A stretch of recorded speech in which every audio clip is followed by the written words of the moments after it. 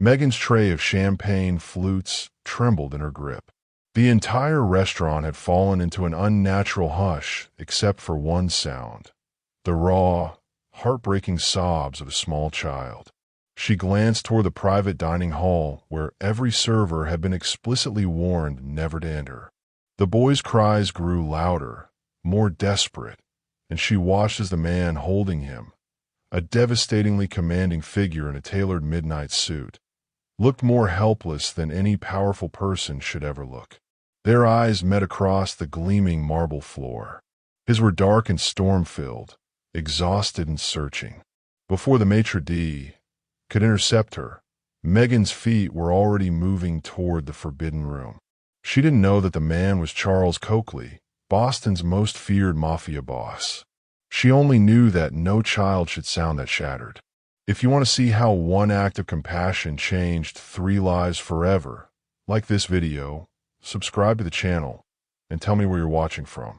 Together, we can spread more stories that touch hearts and spark hope. And tomorrow, I've got another beautiful story waiting for you, one you don't want to miss. Now let's get into the story. The wine stain on Megan's uniform collar wouldn't fade no matter how much she dabbed it with club soda. She'd worked the lunch shift at Rosie's Diner in South Boston, caught the bus with minutes to spare, and now stood in the staff bathroom of the Golden Albatross, the most exclusive restaurant in Back Bay, trying to look like she belonged. Her reflection told the truth she tried to hide. Exhaustion carved into the hollows beneath her hazel eyes. Dark blonde hair twisted into a bun so tight it pulled at her temples. 25 years old, and she felt decades older. "Megan, VIP section needs the Cristal," snapped Antoine, the floor manager, his French accent sharp with impatience. She grabbed the tray and moved through the elegant dining room. The space dripped with old money opulence, crystal chandeliers catching the candlelight, starched white linens, the scent of seared duck and privilege thick in the air. She didn't belong here. Every shift reminded her of that. The evening had been relentless since 6 o'clock. Business moguls, politicians, women whose jewelry could fund a college education. Megan navigated between tables with practiced invisibility, smiling politely while her feet burned in cheap heels. At 8:45, everything changed. The restaurant's towering double doors opened, and silence rippled through the room like ice cracking on a frozen lake. Megan looked up from refilling water glasses and felt the air leave her lungs. 4 men in black suits entered first, their eyes sweeping the room with military precision. Then he walked in.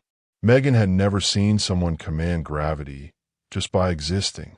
He was tall, easily over 6 feet, with dark hair threaded with distinguished silver at the temples, and a presence that made every other man in the room seem like shadows. The midnight suit was clearly bespoke, but it was his face that made her pulse stutter. All sharp angles and controlled power, with eyes like polished obsidian, beautiful and dangerous. A small boy clung to his neck, face buried against his father's shoulder. "Mon Dieu," she heard Antoine whisper beside her, his usual arrogance replaced by something close to terror. "That's Charles Coakley." Megan didn't recognize the name, but she understood fear. Every server had suddenly found urgent tasks at the opposite end of the restaurant. Even Giuseppe, the owner, had emerged from the kitchen, hands clasped nervously. "Who is he?" Megan whispered. Antoine stared at her like she'd asked who the president was. "Just stay far away from that table. Do not approach. Do not make eye contact. Comprenez-vous?" But Megan was already watching the child. The boy couldn't have been more than 4 years old, dressed in tiny slacks and a button-down shirt that matched his father's. As his father attempted to set him down in the private corner booth, the child's whimpers erupted into full-throated wails. "Jeffrey, please." The man's voice was deep, commanding even through desperation. "Papa needs you to be brave right now." The boy's cries only intensified, echoing off the vaulted ceiling. Megan's heart twisted. She knew that sound. Not a tantrum. Grief. Loss. the kind of crying that came from somewhere deep and irreparably broken inside. Charles Coakley tried everything. He offered the breadbasket, promised ice cream, pulled a small toy truck from his jacket pocket. Nothing worked. The child screamed like his entire world had collapsed. The other diners shifted uncomfortably. Several signaled for their checks. Megan watched as the powerful man seemed to crumble inward. He held his son close, murmuring what sounded like Italian, his broad shoulders curving protectively as if he could shield the boy from invisible wounds. She'd taken 3 steps toward them before conscious thought caught up. "Megan, stop," Antoine hissed, grabbing her elbow. She didn't stop. The bodyguards moved instantly, forming a wall. One placed a firm hand on her shoulder, not rough, but immovable. "Miss, you need to step back. I just want to help," Megan said quietly, her eyes fixed on the crying child. Charles Coakley's voice cut through the chaos like a blade. "Let her through." The bodyguards parted. Megan approached slowly, her heart hammering against her ribs. Up close, Charles Coakley was even more overwhelming. The sharp jaw, the expensive cologne, the raw power that radiated from him like heat. But she forced herself to focus on the child. "Hey there, sweetheart," she said softly, crouching down to the boy's eye level. "My name is Megan." Jeffrey's sob caught in his throat. He peeked at her from his father's shoulder, his little face blotchy and streaked with tears. "You've got a really big cry for such a brave little man," Megan continued, her voice gentle. "It's okay to be sad. Tears are important." "Please," Charles said, and the raw desperation in his voice cracked something inside her chest. "He's been like this for weeks. Doctors say there's nothing physically wrong. They say he's grieving, that he needs time." Megan's eyes lifted to his, and she saw it. The matching grief barely leashed behind those dark eyes. His mother. Charles's almost imperceptible nod confirmed it. Understanding flooded through her. The expensive suit couldn't hide the exhaustion, the helplessness of a man who could control empires, but not his son's pain. "Jeffrey," Megan said softly, "did you know that when I was sad, my grandma used to tell me that crying waters the flowers in our hearts? That helps them grow." The wailing had reduced to hiccups. Jeffrey was watching her now, his dark eyes, exact copies of his father's, curious despite the tears. "Your papa looks really strong. I bet he gives the best hugs in the whole world. Are his hugs warm?" Jeffrey's small fist unclenched slightly from his father's shirt. "Megan," Charles breathed, and his voice was rough with something that sounded like awe. She smiled at the boy. "But first, we need to take a big breath together. Can you do that with me? Breathe in." She demonstrated, making it exaggerated and slow. Jeffrey copied her, his small chest expanding. And out. The child's breathing steadied. The crying stopped. The entire restaurant seemed to exhale collectively. "There you go," Megan whispered. "You're doing so well, sweetheart." The words slipped out before she could stop them. "He just needs a mom." Her eyes widened in horror. "I'm so sorry. I didn't mean to." "You're right." Charles's voice was barely above a whisper, but it filled the space between them. He was staring at her like she'd solved an impossible equation. "He does." Jeffrey reached for her with both small hands. Megan's breath caught as the little boy extended his arms toward her, away from his father for the first time that evening. "Please," Charles said. That single word from a man who clearly commanded rather than requested. "Just for a moment." She opened her arms. Jeffrey practically launched himself into them, his small body warm and solid against her chest. He wrapped his arms around her neck and let out a shuddering sigh, like he'd been holding his breath for months. Megan's eyes burned with unexpected tears. She rubbed small circles on his back, swaying gently without thinking. "It's okay, sweet boy. Everything's going to be okay." When she looked up, Charles was watching her with an expression she couldn't decipher. Hunger, perhaps, or hope. Something that made her skin flush and her pulse race. "What's your full name?" he asked. Megan let. Megan let. He repeated, like he was filing it somewhere permanent. How did you do that? I didn't do anything special. I just understood what he needed. And what does he need? She met his eyes directly. To know that someone sees his pain. That it's okay not to be okay. Something shifted in Charles's expression. A crack in the armor. I need you, he said simply. Megan's pulse jumped. I'm sorry. To help with Jeffrey. Name your price. I'm not for sale, Mr. Coakley. His lips twitched, not quite a smile but close. Everyone has a price, Miss Let. I'll pay you more than both your jobs combined. You don't even know what I... Triple it, he interrupted.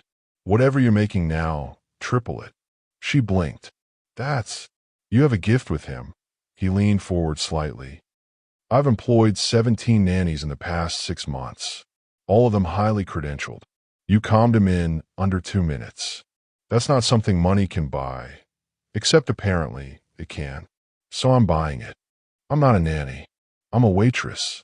You're whatever you need to be to survive, he said, and the brutal accuracy of that statement stole her breath. I understand that better than most. So understand this. My son needs you. And I protect what my son needs. It should have sounded like a threat. Instead, it sounded like an unbreakable promise. Jeffrey had fallen asleep against her shoulder, his breathing deep and even. Megan looked down at him and felt something fundamental shift inside her chest. I'll think about it, she whispered. Charles pulled a card from his inner jacket pocket. Heavy black cardstock with silver lettering. Just a phone number, nothing else. You have until 9 a.m. tomorrow, he said. Their fingers brushed as she took the card, and electricity shot up her arm. Don't make me wait too long, Bella. The Italian endearment rolled off his tongue like silk. I'm not a patient man. He stood, carefully taking his sleeping son from her arms. For a moment, they formed a strange tableau. The powerful man, the sleeping child, and the waitress who'd broken every rule by simply caring. Charles's eyes held hers for one more heartbeat. 9 a.m., Megan let. Don't make me come find you. Then he was gone, bodyguards forming a protective circle as they swept out of the restaurant. Megan stood frozen, the black card burning in her palm, while Antoine's furious voice cut through her daze. My office. Now. The wine stain on Megan's uniform had turned from burgundy to rust brown by the time she got home. She stood at the chipped porcelain sink in her South Boston apartment, scrubbing at the fabric until her knuckles ached, but the stain wouldn't budge. Neither would Antoine's words, still echoing in her skull. Asterisk, you're done. Clear out your locker. Tears blurred her vision, mixing with the soap water running over her hands. $12 an hour plus tips, gone. And for what? For holding a crying child. Meg, you okay? Her roommate, Shauna, appeared in the doorway wearing pajama pants and concern. Megan had texted her the basics on the subway ride home. I'm fine, Megan lied, wringing out the uniform with more force than necessary. You're not fine. You just lost your best-paying job. Shauna leaned against the doorframe, arms crossed. And from what you told me, Jesus, Meg, Charles Coakley, you don't cross a man like that. I didn't cross him. I help his son. Same thing in his world. Shauna's voice dropped. My cousin's boyfriend works construction. He says Coakley owns half the builds in Boston, the legal ones. Anyway, the other half. She made a throat-slitting gesture. Megan's stomach turned. She pulled the black card from her pocket, still warm from being clutched in her palm the entire ride home. Just a phone number embossed in silver. He offered me a job, she said quietly. Shauna's eyes went wide. No, absolutely not. Triple what I was making. I don't care if it's 10 times. You don't work for men like him, Meg. You don't get close to them. You definitely don't get involved with their families. Shauna grabbed her shoulders. Promise me you'll throw that card away. Megan looked at it. The weight of expensive cardstock, the elegant lettering. She thought of Jeffrey's small body relaxing against hers. The way Charles had looked at her like she'd given him something more valuable than money. He just needs a mom. I promise, she whispered, the lie bitter on her tongue. Shauna squeezed her shoulder and headed back to her room. Get some sleep. We'll figure out the rent situation tomorrow. But Megan didn't sleep. She lay in bed, staring at shadows on the ceiling, the card burning on her nightstand. Fear warred with curiosity, practicality with something deeper she couldn't name. At 3 a.m., she was still awake. At 5, she gave up and made coffee. At 6:47, a sleek black car, Mercedes, maybe, pulled up outside her building.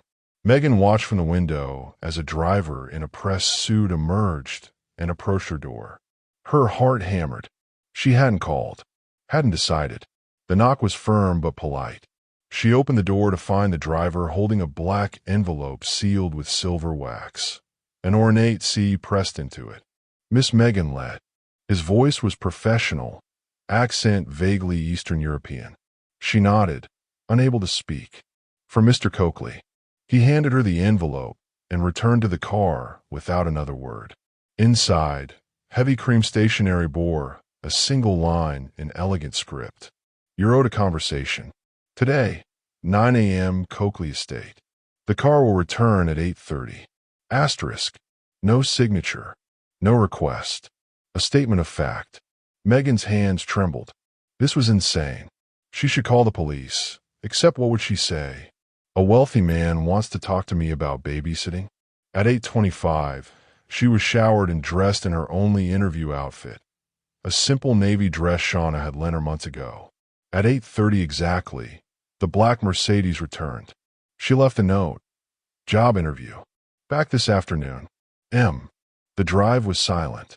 The driver navigated through Boston with practiced efficiency, leaving the cramped triple-deckers of Southie behind for tree-lined streets that smelled like old money. Megan's palms sweated against her thighs.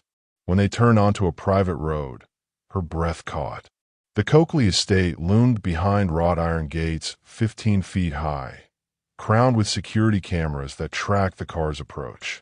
Beyond the gates, a sprawling mansion of gray stone, and soaring windows sat on manicured grounds that seemed to stretch forever.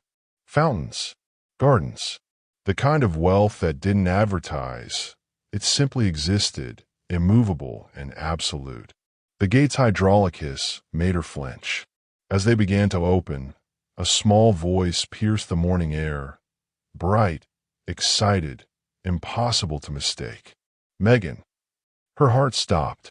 Through the widening gap, she saw him, Jeffrey, running down the curved driveway in light-up sneakers and dinosaur pajamas, his dark hair still sleep-mussed, arms outstretched. Behind him, hands in the pockets of dark slacks, stood Charles Coakley, and he was smiling. The driver opened Megan's door before the car fully stopped.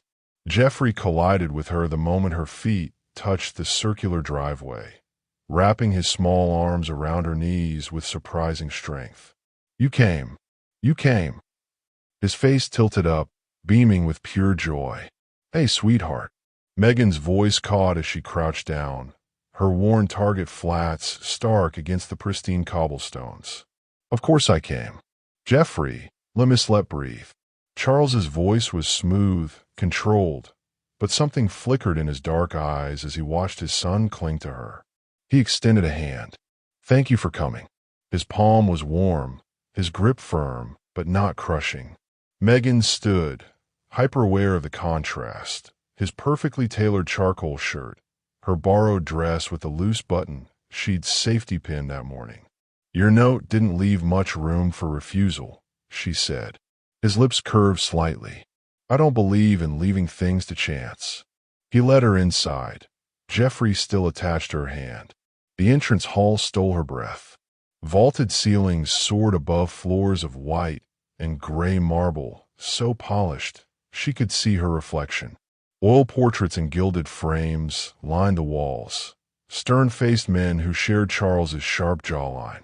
Two guards in dark suits stood at attention near a sweeping staircase, earpieces visible, eyes tracking her every movement. Megan's shoes squeaked against the marble.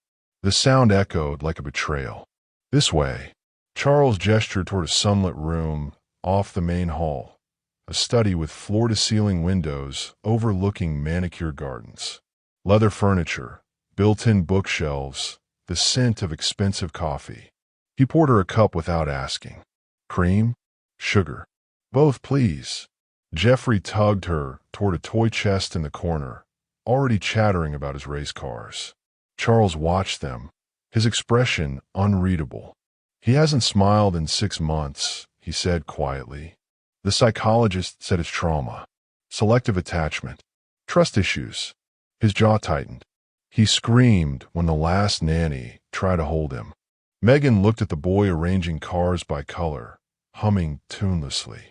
What happened to his mother? The silence stretched too long. Car explosion. March 14th. Charles's voice was flat, controlled. She was driving home from her sister's house. The vehicle detonated at a stoplight 3 blocks from here.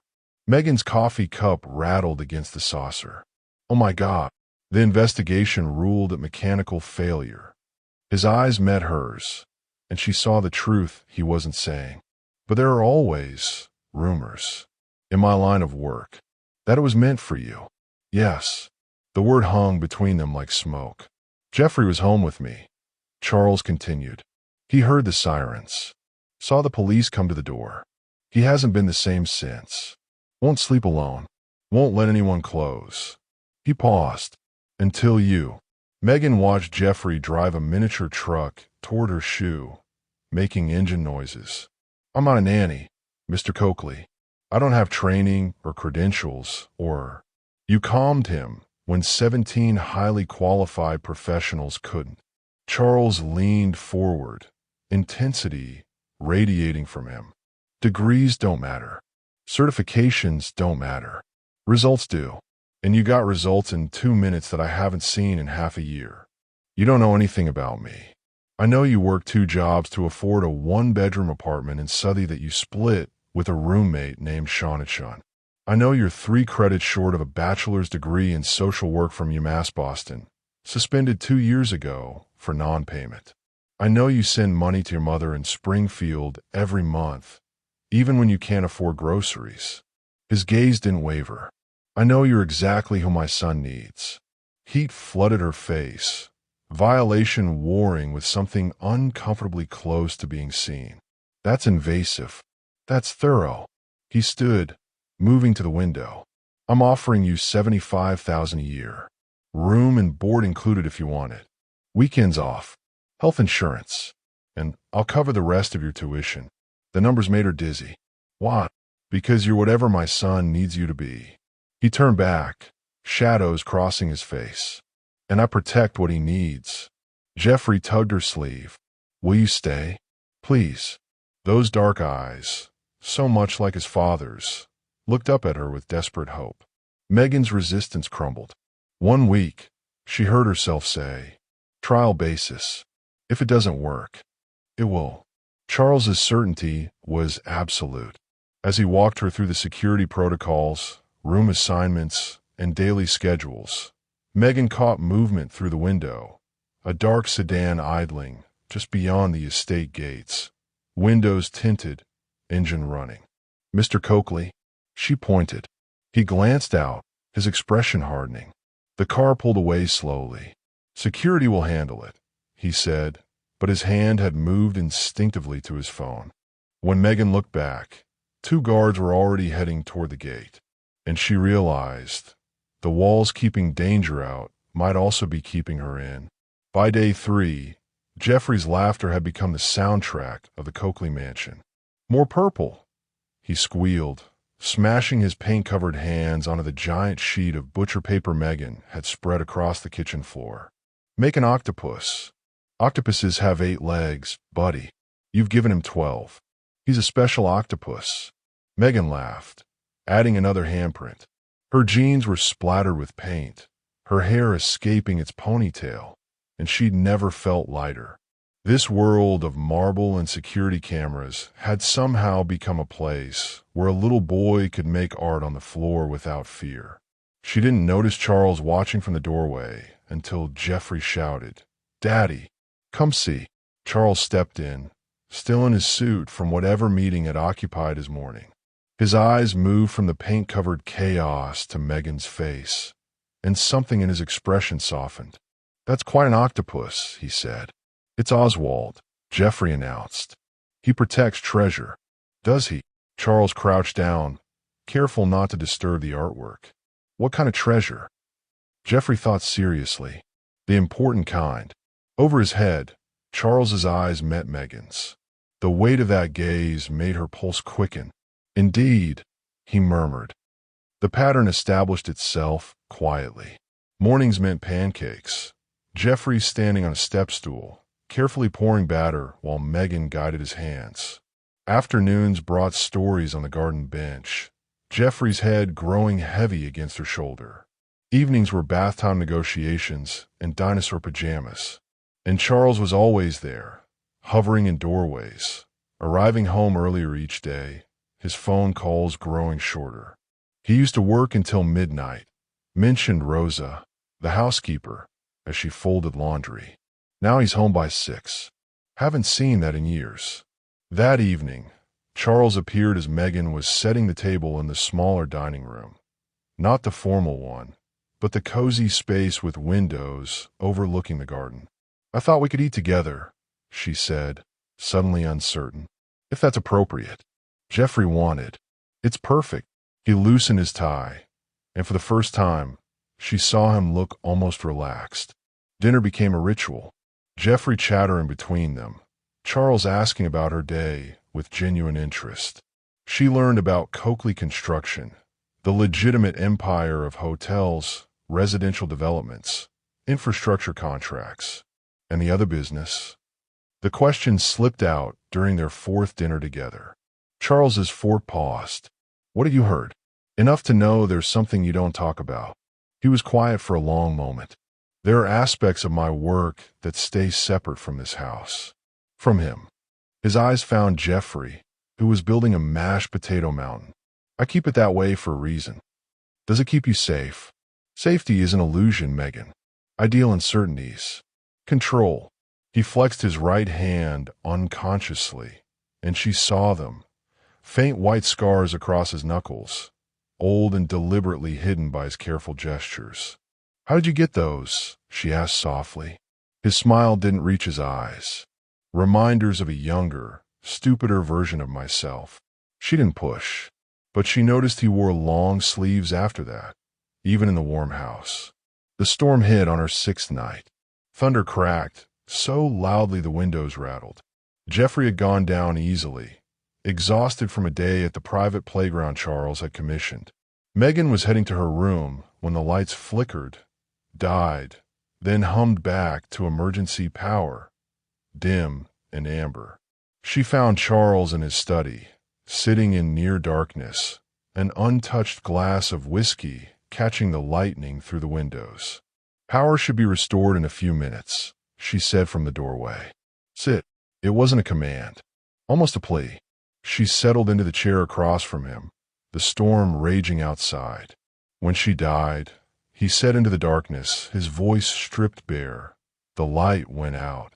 Not just in this house. In him." His silhouette was outlined by lightning. "Jeffrey hasn't really spoken since. Not like he does with you. Just silence. Crying. Fear." "He talks to you now," Megan offered gently. "Because of you." Charles leaned forward, elbows on knees, and she saw the weight he carried. Grief and guilt braided together. "I've given him everything. Protection, resources, the best specialists. But I couldn't give him the one thing he needed." "What's that?" "Someone who sees him as a child, not a liability to protect." His eyes found hers in the gloom. "Someone who sees me as human, not a monster." The vulnerability in his voice cracked something open in her chest. "Maybe," she said carefully, "he's waiting for you to talk first. Really talk. About her. About what you're feeling. I don't know how to do that without breaking apart. Maybe breaking apart is how you heal."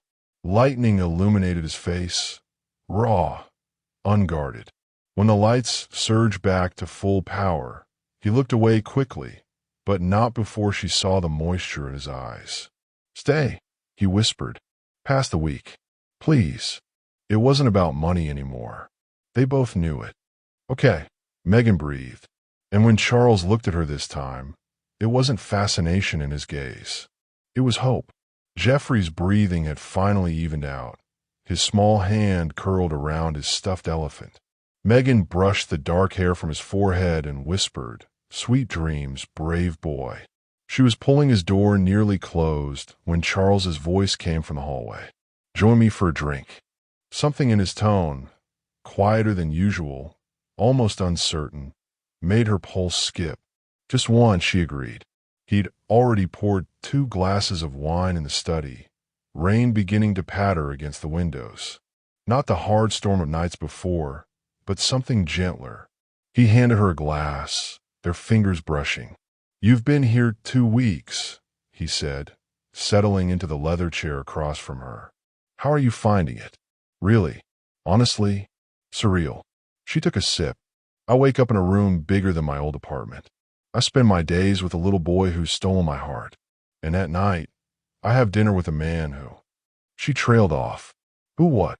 "Who terrifies and fascinates me in equal measure." His laugh was low, genuine. "That's fair. I'm told I have that effect. Do people always tell you what you want to hear, Mr. Coakley?" "Charles." His eyes held hers. "And yes, which is why you're so refreshing." The air between them shifted, thickening, charging. Rain tapped a rhythm on the glass. "Can I ask you something?" Megan set down her wine. "Do you ever feel lonely? In all of this?" She gestured to the opulent room, the mansion beyond. His jaw tightened. "Every day. Even before." He stopped, started again. "You're the first person who doesn't look at me like a monster. Who doesn't want something from me? Maybe that's because you stopped being one when you started holding your son instead of your empire." Charles went very still. Then he stood, crossing the space between them in 2 strides. He knelt before her chair, a level, his presence overwhelming. "You see things in me I thought I'd buried," he said, voice rough. "You make me believe I could be different." Her heart hammered. "Charles." His hand rose, hesitant, giving her time to pull away. When she didn't, his fingers traced her jaw with devastating gentleness. A man who commanded armies touching her like she was made of light. "Tell me to stop," he whispered. Instead, she leaned forward. The kiss was soft at first, questioning, careful. Then his hand slid into her hair, and everything ignited. Megan's fingers found his shirt collar, pulling him closer, and he made a sound low in his throat that sent heat flooding through her. This was insane, dangerous, crossing every possible line. She didn't care. Charles pulled back just enough to rest his forehead against hers, both of them breathing hard. "Megan." The window exploded. Glass erupted inward in a glittering spray. Megan screamed as Charles threw himself over her, shielding her body with his. The sharp crack of gunfire split the air, not from inside, but outside, rapid and echoing. "Down! Stay down!" Charles's voice transformed, no longer gentle, but razor-sharp command. The study door burst open. 2 guards rushed in, weapons drawn. They breached the north gate, one shouted. 3 vehicles, armed assault. Charles was already moving, pulling Megan to her feet. Blood ran down his temple from a glass cut, but his hands were steady. He yanked open a desk drawer and emerged with a matte black handgun. "Take her to the safe room. Now." "What?" "No, Jeffrey." Megan's blood turned to ice. "I'll get him. Go." But she was already running, tearing down the hallway toward Jeffrey's room, her bare feet sliding on marble. Behind her, more gunfire erupted, closer now. Shouts in languages she didn't recognize. She burst through Jeffrey's door. He was sitting up in bed, eyes huge with terror, elephant clutched to his chest. "Megan." His voice broke. "It's okay, baby. We're okay." She scooped him up, his small body trembling against her. "We're going somewhere safe." She ran for the hallway and froze. A guard lay crumpled at the top of the stairs, unmoving.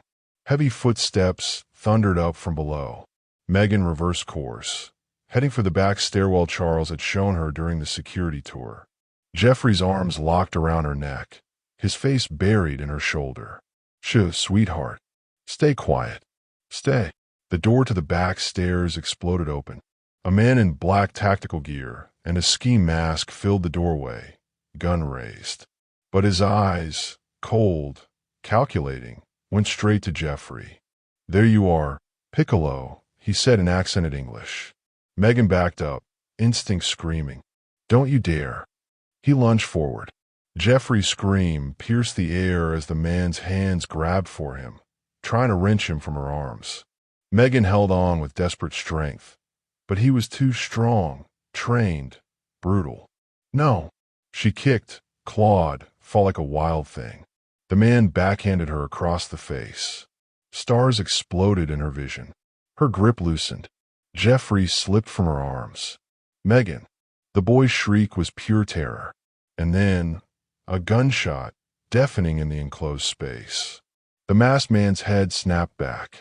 He crumpled, lifeless. Charles stood in the doorway, gun raised, eyes blazing with lethal fury. Blood soaked his white shirt, but his hands didn't shake. Touch my son again, he said to the corpse, and hell will seem like mercy. Then his eyes found Megan's, still fierce but cracking at the edges. Are you hurt? She shook her head, tasting blood, and reached for Jeffrey. But outside, the gunfire was getting closer. Charles pulled Jeffrey into his arms, then grabbed Megan's hand, hauling her to her feet. Her cheek throbbed where she'd been hit, vision still swimming with stars. Safe room. Now. He moved with lethal efficiency, stepping over the body without a glance. They ran through a servant's corridor Megan had never seen, lit only by emergency lighting. Jeffrey sobbed against his father's shoulder, small fists clutching Charles's blood-soaked shirt. Somewhere below, glass shattered. Men shouted. More gunfire cracked through the mansion. Charles stopped at what looked like a blank wall, pressed his palm to a hidden panel. A section slid open, revealing a steel door with a keypad. He punched in the code, Jeffrey's birthday, Megan realized, and the door hissed open. Inside, both of you. The safe room was small but fortified. Concrete walls, monitors showing security feeds, a phone, bottled water. Megan stumbled in, legs shaking with adrenaline. Charles, she started. Lock it behind me. He set Jeffrey down, kissed his son's head fiercely. Daddy will come back. I promise. No. Jeffrey's scream was raw. Don't leave. I have to protect you, Tesoro. That means stopping them. Charles's eyes found Megan's, and in them she saw something that terrified her, a goodbye. Keep him safe. Wait, you can't just. But he was already gone, the door sealing behind him with a pneumatic hiss. Megan rushed to the monitors. 12 screens showed different angles of the estate. Her stomach dropped. 4 men in tactical gear swept through the ground floor. 2 guards down. Another exchanging fire from behind an overturned table. The elegant home had become a war zone. Bullet holes pocking walls. Blood on marble. Smoke from something burning. And Charles, moving through it like a shadow, made lethal. She watched him drop one attacker with 2 precise shots, duck behind a pillar as return fire peppered the stone, then emerge to take out another. He was magnificent and terrifying. Megan, I'm scared. Jeffrey pressed against her legs, his whole body shaking. She pulled him onto her lap, wrapping her arms around him, but couldn't look away from the screens. On one monitor, 3 attackers converged on Charles's position. He was reloading, exposed. No, no, no, she whispered. One of the men rounded the corner, gun raised. Charles spun, too slow, still loading. A guard appeared from nowhere, taking the bullet meant for Charles. The man crumpled. Charles finished loading and fired 3 times in rapid succession. All 3 attackers fell, but the guard didn't get up. Megan watched Charles drop beside him, pressing hands to the wound, his mouth forming words she couldn't hear. The man said something back, then went still. Charles's face transformed, grief, then rage so pure it radiated even through the grainy footage. He stood, and when he moved toward the remaining attackers, there was nothing human in it. "Don't look, baby," Megan whispered, turning Jeffrey's face into her chest. But she watched. Charles cleared the ground floor in 4 minutes. Methodical, brutal, efficient. When the last attacker tried to run, Charles shot his leg out from under him, then stood over him, gun pointed down. The man on the ground raised his hands, shouting something. Charles pulled the trigger anyway. Megan flinched. Then silence. No more gunfire, just smoke alarms and the distant sound of sirens. The monitor showed Charles standing in the ruined foyer, chest heaving, blood, his and others, streaked across his face and clothes. He looked like something out of a nightmare. He looked at the camera, directly at her, and his expression cracked. The safe room door beeped. Charles entered, and Jeffrey launched himself at his father with a wail. "Daddy." Charles dropped to his knees, gathering his son close, his gun clattering to the floor. "I'm here. You're safe. You're safe." Over Jeffrey's head, his eyes found Megan's. She was still on the floor, shaking, her cheeks swelling where she'd been struck. "You fought for him," Charles said hoarsely. "You could have hidden, run, but you fought." "Of course I did." Her voice came out steadier than she felt. "He's ours," she almost said. "He's everything." Something profound shifted in Charles's expression. Sirens wailed closer. Red and blue lights strobed through the monitors. "Police?" Megan asked. "My people," Charles said. "The police won't be involved." He stood, still holding Jeffrey, and extended his free hand to her. "Come. We need to get that face looked at." She let him pull her up. His hand was warm, steady despite everything. Despite the bodies, the blood, the violence. "Who were they?" she whispered. "A message." His jaw clenched. "From people who think they can take what's mine." "Why Jeffrey?" "Because they know the only way to destroy me is to destroy what I love." He looked at her then, really looked, and she saw the truth in his eyes, raw and undeniable. She wasn't just a nanny anymore. She'd crossed into his world completely, and there was no going back. The private doctor finished stitching the cut above Charles's eyebrow in silence. Dawn light filtered through the intact windows of the West Wing, the only part of the mansion that hadn't become a crime scene. Megan sat across from them, an ice pack pressed to her swollen cheek, watching Charles's face remain impassive as the needle pierced his skin. No anesthetic, no flinching, like pain was just another business transaction. Jeffrey had finally fallen asleep an hour ago, exhausted from crying, curled in Megan's lap until Charles's head of security, a stone-faced man named Vincent, had carried him to a guest room upstairs. Now it was just the two of them and the doctor, who packed his supplies with practiced efficiency. "I'll check on the boy in a few hours," he said. "Call if the headaches worsen." Misled. Then they were alone. Charles poured himself whiskey with steady hands. The blood had been washed away, but he'd changed into a black Henley that somehow made him look more dangerous than the ruined suit had. "You should rest," he said, not looking at her. "So should you. I don't sleep after." He gestured vaguely at the boarded windows, the bloodstain someone was scrubbing from marble in the other wing. Megan set down the ice pack. Her face throbbed, but the physical pain was nothing compared to the questions burning in her chest. Who were they, Charles? Really? He was quiet for so long she thought he wouldn't answer. Then, the Volkov Bratva, Russian organized crime. We've been at odds over territory in the Port District. Territory. Her voice came out flat. You mean drug running? Weapons. His eyes snapped to hers. I don't deal drugs. I don't traffic people. But I control shipping routes they want access to. And I refuse to negotiate. So they came for your son. They came to send a message. He drained the whiskey. That no one is untouchable. Not even Charles Coakley's heir. The casual way he said it, asterisk air asterisk, like Jeffrey was a business asset, made something snap inside her. He's 4 years old. Megan stood, her voice shaking. He's a little boy who just watched his home turn into a war zone, who nearly got kidnapped by men with guns. And you're talking about him like he's a chess piece in your empire. Charles stood too, his presence filling the space. You think I don't know that? You think I don't hate myself for bringing this world to his doorstep? Then leave it. Walk away. You think it's that simple? His voice rose for the first time, raw and jagged.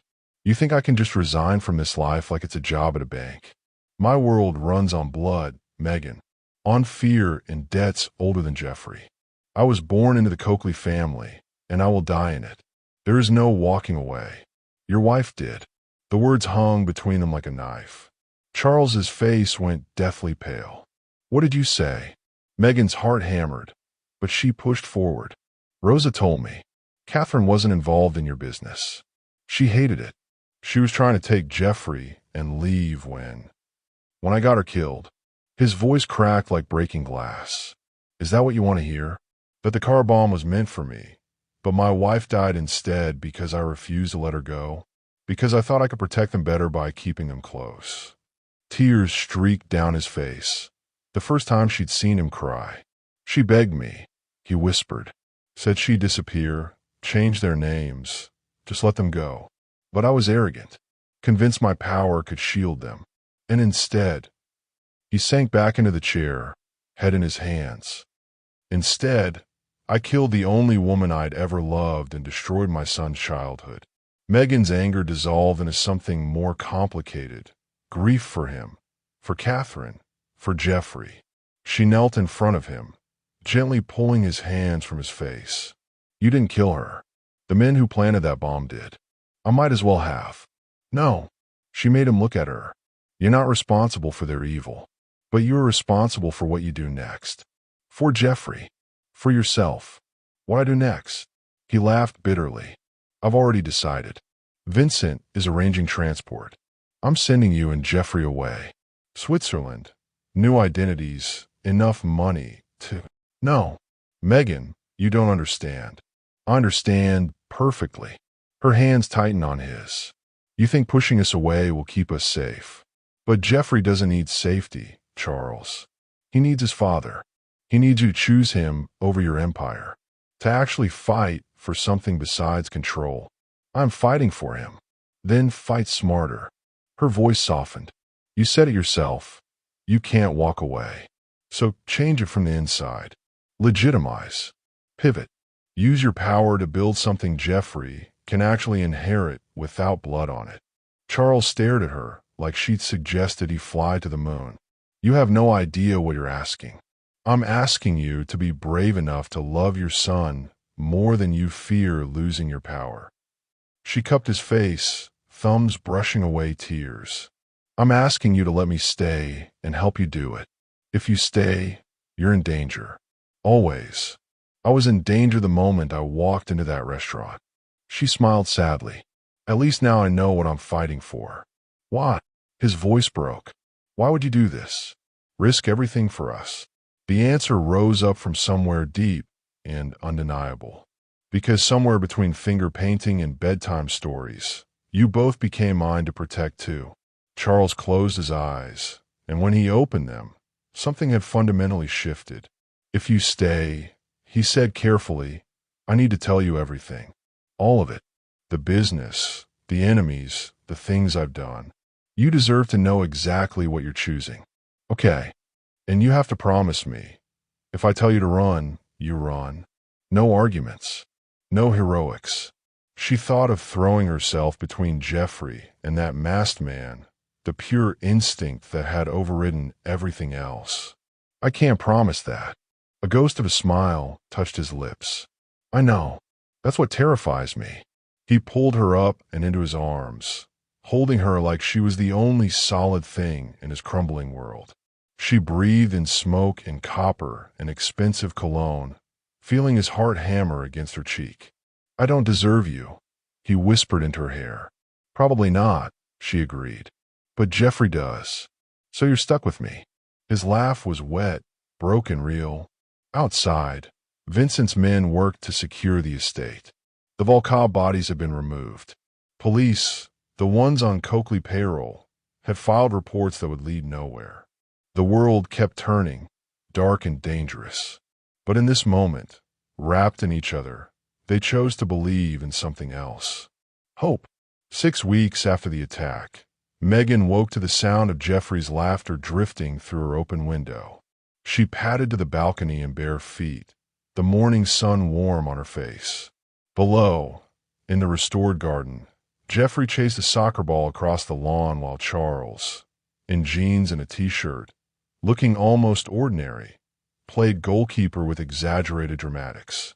You'll never score on me. Piccolo. I'm unbeatable. Jeffrey kicked.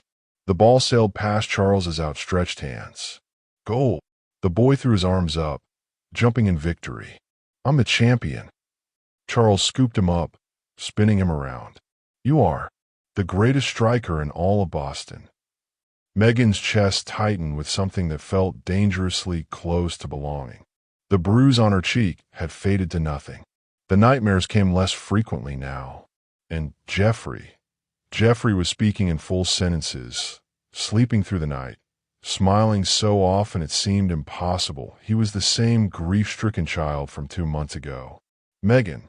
Jeffrey spotted her and waved frantically. Come play. Charles looked up, and even from the second floor, she felt the warmth in his gaze. Give me 5 minutes, she called back. Breakfast had become sacred. The 3 of them at the small table in the morning room, sun streaming through windows that now had bulletproof glass installed so subtly you couldn't tell. Vincent says we can go to the aquarium next week, Charles mentioned, spreading jam on Jeffrey's toast. If that sounds good to you both. The aquarium. Jeffrey bounced in his seat. Can we see the penguins? We can see whatever you want, buddy. Megan watched Charles, really watched him. The tension that had lived in his shoulders for weeks had finally eased. He smiled more, laughed easier. The darkness still lived in him, but it no longer consumed everything. You seem different, she said softly when Jeffrey ran off to brush his teeth. I feel different. Charles reached across the table, fingers finding hers. Like I've been holding my breath for years and finally remembered how to exhale. She knew why. She'd seen the documents on his desk. Legal filings transferring ownership of shell companies, investments being liquidated, meetings with federal prosecutors. Charles was methodically dismantling the illegal side of his empire, building legitimate foundations in its place. Vincent told me you donated $2 million to children's hospitals last week, she said. Catherine always wanted to do that. Before, he swallowed. It felt right. Using the money for something that would have made her proud. Megan squeezed his hand. It would have. It does. The guards had noticed too. Rosa mentioned how the house felt lighter, less like a fortress. Even Vincent, stone-faced, unreadable Vincent, had smiled when Jeffrey brought him a drawing last week. The boss is changing, she'd overheard one guard tell another. Didn't think I'd ever see it. The days developed a rhythm, gentle, domestic, healing. Mornings with Jeffrey, reading lessons, playground time, teaching him to make spaghetti sauce from scratch. Afternoons when Charles worked from home, his office door always open now, ready to be interrupted for snack time or urgent toy emergencies. And evenings belonged to the tension building between Megan and Charles like a slow-burning fire. Stolen glances across the dinner table, his hand lingering on her back as he passed. The way her breath caught when he leaned close to look at something on her phone. They orbited each other carefully, both aware of the gravity pulling them together, but cautious of moving too fast. Jeffrey asleep upstairs.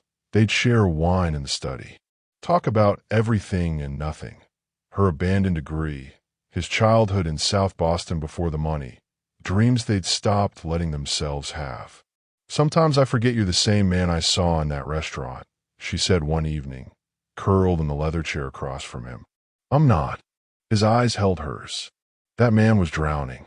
You pulled me to shore. You did the swimming, Charles. Only because you showed me which way was up. The air between them hummed with unspoken things. 3 weeks later, Charles found her in the garden at sunset, watching Jeffrey dig for worms with single-minded determination. Can I give you something? He held a small velvet box. Megan's pulse jumped. Charles, it's not what you think. His smile was gentle. Open it. Inside lay a delicate silver pendant, a small charm shaped like a lighthouse, light beaming from its top. Catherine wore a lighthouse pendant, he said quietly. Said it represented guidance through storms. When she died, I buried it with her. He lifted the necklace carefully. This one is different. I had it made for you, because you guided us when we were lost in the dark. Tears burn her eyes. Charles, I can't. For saving both our lives, he interrupted, not just from bullets, from drowning in grief. She turned, letting him clasp it around her neck. His fingers lingered on her skin, and she shivered. Then save yourself next, she whispered, turning back to face him. Promise me you'll choose this. She gestured to Jeffrey, to the garden, to the peace they'd built, over everything else. Every time, I promise. His hands cupped her face, thumbs tracing her cheekbones. I don't know how to do this, Megan. Be this person. Be happy. But I want to learn. Then learn with me. When he kissed her this time, it wasn't the desperate, stolen kiss from before the attack. This was deliberate, certain, a promise sealed with touch, slow and deep, his hands sliding in her hair while hers found his chest, feeling his heart thunder beneath her palms. When they broke apart, both breathless, Charles rested his forehead against hers. I'm falling in love with you, he whispered. Terrifyingly, completely in love with you. Good, she breathed, because I'm already there. Jeffrey's voice broke the moment. Megan, Daddy, I found a worm. They laughed, breaking apart but staying close, walking together toward the boy who'd brought them together. That night, after Jeffrey was asleep and Megan had retreated to her room, Charles sat in his study with the late news playing softly. The anchor's voice cut through his contentment. Federal investigation into organized crime families has taken a shocking turn. Sources say a high-ranking member of the Russo crime family in New York has agreed to cooperate with authorities, potentially exposing decades of criminal enterprise across the eastern seaboard. Charles's blood ran cold. If the Russos were turning, others would follow. The power structure was fracturing, and fractures meant chaos. Chaos meant violence. His phone buzzed. Vincent, we need to talk. Now. Charles looked up at the ceiling, toward where Megan slept, the lighthouse pendant probably still around her neck. He'd promised to choose them, to choose peace. But the shadows he'd been running from were closing in, and this time, he might not be able to hold them back. 2 years later, the June sunlight turned the Coakley garden into something out of a storybook. Butterflies dancing over lavender bushes, the fountain bubbling peacefully, and Jeffrey's laughter ringing clear as bells. There's a monarch. 6-year-old Jeffrey ran across the lawn, his net raised high, sneakers flashing in the grass. Megan, look how big. Megan smiled from the patio's swing, one hand resting on the swell of her belly. At 7 months pregnant, she'd taken to spending afternoons here, watching Jeffrey play while her daughter, they'd learned last week, kicked enthusiastically against her ribs. Beautiful, sweetheart. Remember to be gentle if you catch it. I know. We observe and release. He crouched low, moving with exaggerated stealth that made her heart squeeze with affection. The swing creaked as Charles settled beside her, 2 glasses of lemonade in hand. He'd traded his usual tailored suits for jeans and a white linen shirt, sleeves rolled to his elbows. His hair had more silver now, and the shadows that used to live in his eyes had been replaced by something she'd never thought she'd see. Peace. He's gotten fast, Charles observed, handing her a glass. You try keeping up with him. Megan leaned into his shoulder, breathing in his familiar scent, cedar and citrus, no longer mixed with smoke and danger. I barely can anymore. Charles's hand found her belly, palms spreading warm over the fabric of her sundress. You're doing something more important. The baby kicked against his touch, and his face lit up with wonder, the same expression he'd worn at the ultrasound, at the first heartbeat, at every milestone. Fatherhood had transformed him once. Choosing it again had completed him. Vincent called this morning. Megan said, "The community center opens next month." "The Catherine Coakley Youth Center," Charles said quietly. She would have loved that. It had been his idea, converting one of the old warehouse properties into a safe space for South Boston kids. Art programs, sports leagues, tutoring. Funded entirely by Coakley Enterprises, which now dealt exclusively in legitimate construction, hospitality investments, and real estate development.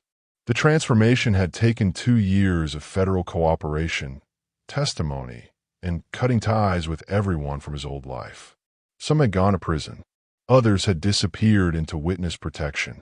A few had simply vanished, loose ends tied by people less interested in redemption than Charles had been. But he'd survived it. They'd survived it. "He doesn't cry anymore," Megan said softly, watching Jeffrey examine a butterfly that had landed on his finger. Charles followed her gaze. "No, he doesn't. Do you remember that first night? In the restaurant? How broken he seemed. I remember thinking I'd failed him completely." Charles's voice was rough with memory, that I destroyed the one pure thing in my life. And now, he was quiet for a moment. Now he is what I never did growing up. A mother. Megan's tone was teasing, but her eyes were serious. Charles turned to her, cupping her face with one hand, the other still resting on their daughter. A home. Real safety. Not the kind you buy with guns and fear, but the kind you build with. He struggled for the word. "Love," she finished. "Yes." He kissed her forehead, then her lips, soft and certain. "Love." When they'd married last fall in a small ceremony with only Jeffrey, Rosa, and Vincent present, Charles had cried through his vows. Later, he'd confessed he never thought he deserved happiness like this. Megan had reminded him that deserving had nothing to do with it. Grace was a gift, not a wage. "Daddy, Megan, come see." Jeffrey's shout pulled them from the moment. He stood in the middle of the garden, arms outstretched, 3 butterflies resting on his shoulders, and head like he'd been crowned by nature itself. His grin was incandescent. "I'm a butterfly king." Charles stood, pulling Megan gently to her feet, and they walked together across the lawn, his arm around her waist, her hand in his. When they reached Jeffrey, the butterflies scattered upward in a flutter of orange and black. The boy laughed and launched himself at Charles, who caught him easily, lifting him high above his head. "The Butterfly King," Charles declared, "ruler of all gardens." Jeffrey giggled, then reached down, including Megan in their embrace.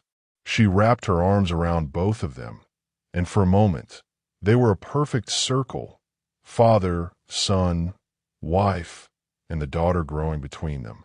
The mansion loomed behind them, no longer a fortress but a home. The guards were gone, replaced by a simple security system. The war room had become a playroom. The safe room, a wine cellar. This house that had once echoed with silence and grief now rang with laughter, with life, with the chaotic, beautiful mess of a family learning how to be whole. "I love you," Charles whispered, his voice thick with emotion. "Both of you, all of you." "We love you too," Megan said, and Jeffrey nodded enthusiastically against his father's shoulder.